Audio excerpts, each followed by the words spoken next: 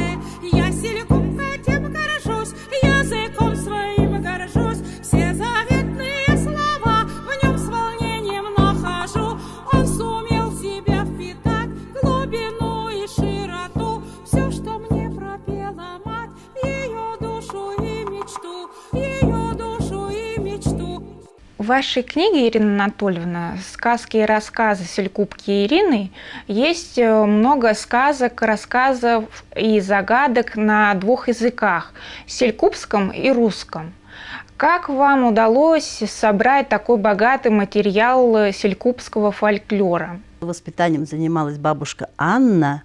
У нас была семья рыбаков-охотников. У нас в семье русских не было. И прабабушки, и прадедушки все были селькупы. И мы все разговаривали на селькупском языке. А я еще к бабушке приставала, когда научилась только писать, говорю, давай мы будем с тобой писать, записывать. Игры и игрушки, животные, посуда, растения. И уже в ту пору, в 9-8 лет, я уже понимала, что надо по разделам, по темам записывать. И вот это осталось у меня как бы в памяти. В обыкновенной простой тетрадке я записывала, потом эти тетрадки сшивала. Ну, а потом много лет селькупский язык я не слышала. И когда вот начали создавать ассоциацию коренных малочисленных народов Севера, и меня избрали на съезде народов Севера в комиссию по возрождению письменности, вот тогда я стала вспоминать те сказки, те легенды, притчи, песни, частушки, которые бабушка исполняла.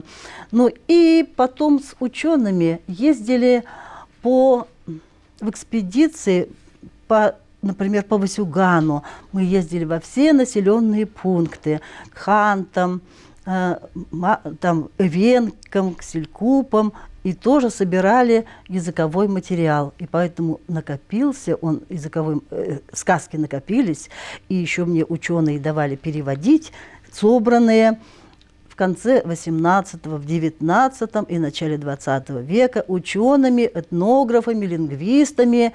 Я переводила сказки и тоже поместила в этот сборник. Прочитайте нам, пожалуйста, одну сказку и загадку из вашей книжки. Эту сказку я слышала от бабушки Веры Дмитриевны Савельевой. Она рассказывала, какие раньше были сильные селькупы. Жили-были два брата. Вот один брат задумал караму построить. Переехал через реку и только тут вспомнил, что топор дома забыл. Кричит он: Микулка! Мека, Педжеб!»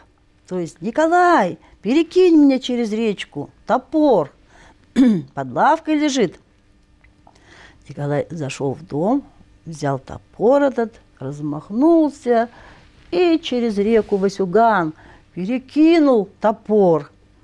Весь день работал старший брат, рубил деревья, сделал карамо, еще надо выкопать на метр, там 1,5, может быть. И к вечеру он сделал карамо. Вот какие были раньше селькупы сильные. Даже топор через такую широкую реку, как Васюган, можно было перекинуть.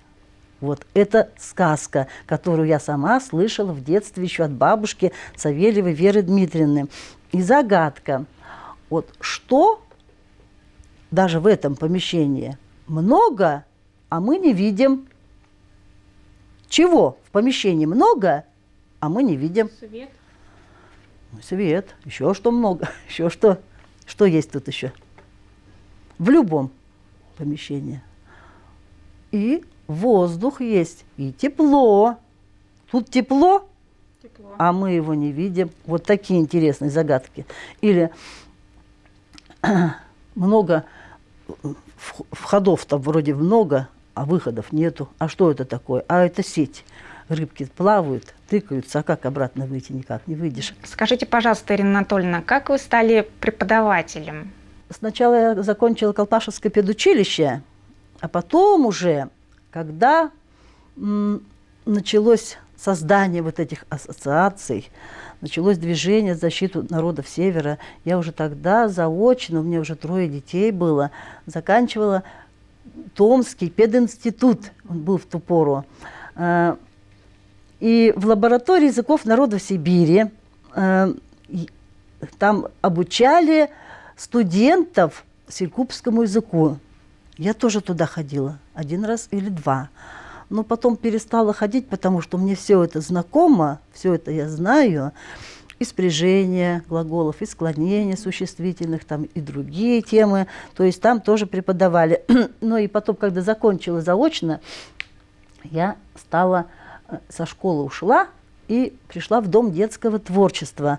Организовала детское объединение «Колта-Куб», где ребятишки из Парабели, из близлежащих поселков приезжали ко мне на занятия и изучали селькупский язык, фольклор, историю, культуру нашего народа. И песни мы тогда учили, и ездили с ребятишками.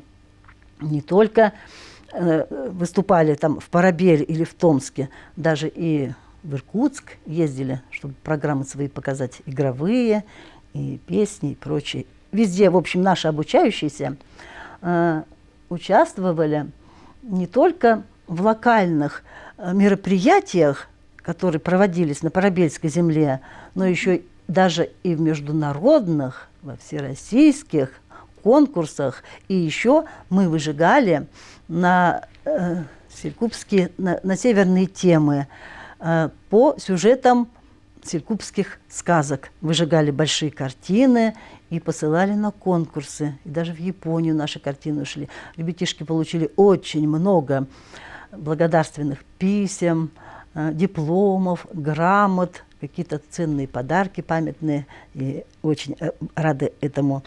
Мы также были еще, и я была у северных селькупов на Ямале. Меня пригласили на фестиваль «Семь цветов радуги». И потом был на следующий день «Семь цветов радуги», детский фестиваль. На первом фестивале я работала в жюри по фольклору селькупскому, народу вернее. Там, значит, и венки, и ханты, и селькупы показывали театрализованные представления. И вот я такую даль ехала, чтобы работать в жюри. Конечно, эти поездки очень памятные, запоминающиеся. Какие методы обучения и воспитания вы используете при работе с детьми? Различные игры проводим. Я, когда работала в Доме детского творчества, на каждом занятии мы проводили игру «Эхо». У нас есть такие необычные звуки, которых нет в русском языке. Да. В русском языке 33 буквы, у нас 42.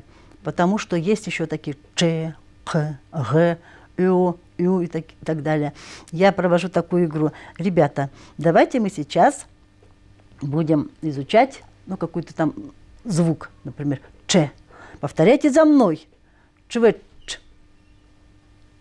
Чвэч. Место. Иодет. Иодет. Весна. Квач.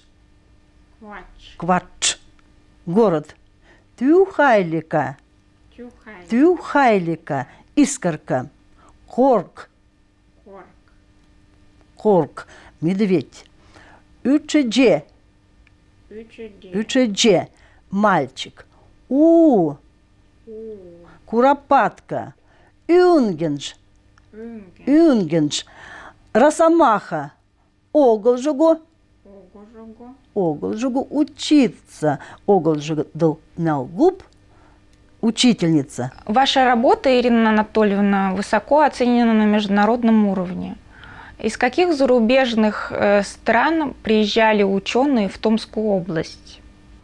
В городе Самбатхей, Венгрия, был издан наш разговорник, селькупский разговорник, на рымском диалекте, потому что к нам приезжали ученые, лингвисты из Венгрии. И, значит, в городе Самбатхей были выпущены эти разговорники, 80 экземпляров на русском и на немецком языке. Мы, когда в Доме детского творчества работали, мы пользовались этими словарями. Также к нам приезжают лингвисты из других стран, из Германии. Беата Вагнер, Надь была, Флориан Сабанский, Дагмар Хорн. Они также приезжали к нам за языковым материалом, и мне приходилось их возить по Парабеле и по близлежащим населенным пунктам, где проживали селькупы, знающие свой родной язык. последнее время часто стали приезжать из Японии, из Токио. Профессор Ику Нагасаки. Она собиралась в этом городе издать наши рассказы, и сказки, и песни, ну и то, что у нас есть. Также мы с девочкой Макшиной Наташей, молодая девушка, селькупка, мы были приглашены во Францию на фестиваль «Духи слышат». Я пела селькупские песни, Наташа танцевала. Мы выступали в городах Франции и в городах Швейцарии. Было дано 6 концертов. К нам приезжают и потом нас приглашают к себе. Поэтому вот так вот как-то обмен опытом, что ли. И на конференции, международные конференции также приглашают. Я была в Венгрии в этом Самбатхее, была во Франции, была в Германии, в Гамбурге, где мне Беата Вагнер-Нать разрешила воспользоваться сборниками сказок, именно наших селькупских сказок, которые там сохранились, у нас нет. Я их откопировала, привезла и переводила. И они тоже были помещены в эту книгу. И сейчас я пишу еще одну книгу, тоже с переводами на селькупский, на русский язык. Поздравляю вас, Ирина Анатольевна, с творческими и профессиональными успехами международного уровня. Спасибо вам большое, что пришли к нам в студию. В заключении нашей программы послушаем селькупскую песню «По ягоды». До новых встреч в эфире, дорогие друзья!